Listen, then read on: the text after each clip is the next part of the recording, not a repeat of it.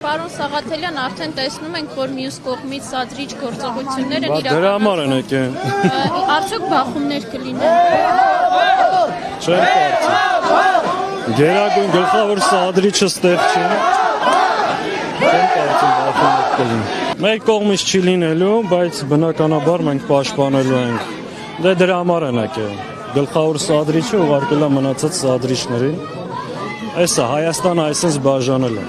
Այսին Նիկոլայի գիծն է, որ քաշել է։ Այն կողմում հակահայ, եկեղեցի դեմ պայքարող, թրքապատակ մարդիկ են, այս կողմում մարդիկ պաշտպանում են ընդամենը իրենց եկեղեցի։ Թուրքերից ու թշնամիներից պաշտպանում ենք հայ առաքելական Սուրբ եկեղեցի։ Ու այն սադրիչներից։ Ու պաշտպանելու ենք մինչև վերջ։ Այսպես կանգնելու ենք ու պաշտպանանք մեր եկեղեցին։ Հարաբերս հայ ժողովրդի համոթն է։ Իհարկե պառակտում է, բայց այս գիծը քաշել է Նիկոլը,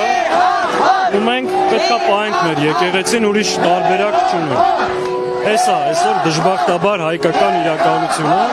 մենք էջմիացնում, ստիպված ենք պաշտպանել հայոց վեհապարին եւ հայ առաքելական Սուրբ եկեղեցին։ Էսա իրականությունը։ Հրամանները այսօր հաջողության կհասնեն։ Իհարկե չեն հասնում, ոնց կարան հաջողության հասնել։ Իրենք ձախողված են ու բոլոր նրանք, ովքեր դուրս են եկել եկեղեցու դեմ։